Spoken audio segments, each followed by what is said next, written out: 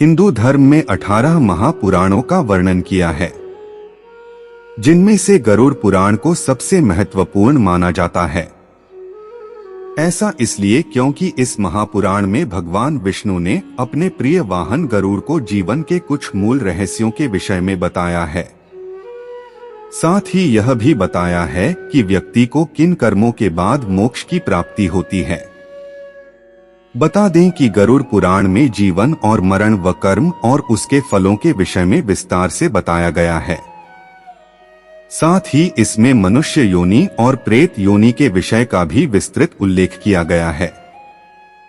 गरुड़ पुराण में इस विषय का भी वर्णन किया गया है कि मनुष्य किन कर्मों के बाद प्रेत योनि का भोगी होता है। गरुड़ पुराण के इस भाग में जानते हैं कि मृत्यु के बाद व्यक्ति भौतिक शरीर से प्रेत योनि में कैसे जाता है। जय श्री हरि मित्रों, यूट्यूब चैनल धर्म दृष्टि में आपका स्वागत है। वीडियो शुरू होने से पहले हमारे चैनल को लाइक और सब्सक्राइब जरूर करें ताकि हमारी प्रत्येक वीडियो आप तक पहुंचती रहे। गरुड़ पुराण में आत्मा के 3 स्वरूप माने गए हैं, जीवात्मा, प्रेतात्मा और सूक्ष्मात्मा। जो भौतिक शरीर में वास करती है उसे जीवात्मा कहते हैं। जब इस जीवात्मा का वासना और कामनामय शरीर में निवास होता है तब उसे प्रेतात्मा कहते हैं। यह आत्मा जब सूक्ष्मतम शरीर में प्रवेश करता है उसे सूक्ष्मात्मा कहते हैं। भूत प्रेतों की गति एवं शक्ति अपार होती है। इनकी विभिन्न जातियां होती हैं और उन्हें भूत, प्रेत, राक्षस, पिशाच, यम, शाकिनी, डाकिनी, चुड़ैल, गंधर्व आदि कहा जाता है। जीवन में किए गए पापों का परिणाम भोगने के लिए आत्मा को मृत्यु के बाद प्रेत योनि मिलती है। साथ ही ऐसे लोग जिनकी मृत्यु जल में डूबकर, अग्नि में जलकर, वृक्ष से गिरकर आदि से हुई हो, ऐसे मनुष्यों की आत्मा प्रेत योनि में जाती है। प्रेत योनि में प्रवेश कर इन मृत आत्माओं को वायु प्रधान शरीर मिलता है। जीवन में किए गए पापों का परिणाम भोगने के लिए आत्मा को मृत्यु के बाद प्रेत योनि मिलती है। साथ ही ऐसे लोग जिनकी मृत्यु जल में डूबकर, अग्नि में जलकर, वृक्ष से गिरकर, सांप के काटने से, किसी दुर्घटना से, आत्महत्या आदि से हुई हो, ऐसे मनुष्यों की आत्मा प्रेत योनि में जाती है।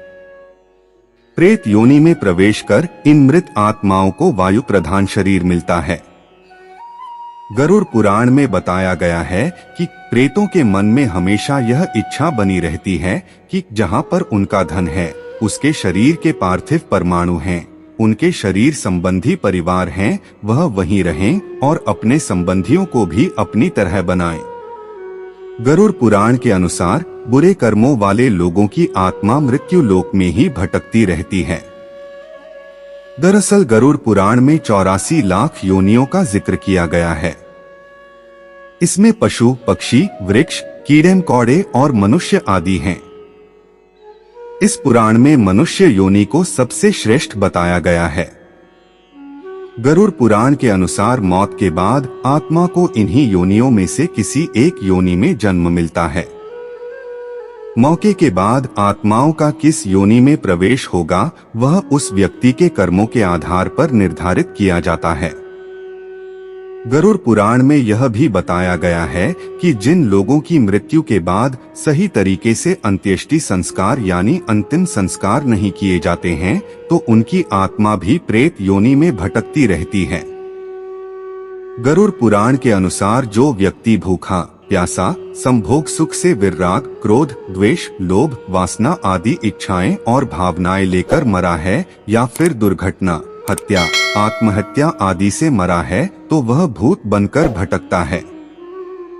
ऐसे व्यक्तियों की आत्मा को तृप्त करने के लिए श्राद्ध और तर्पण किया जाता है।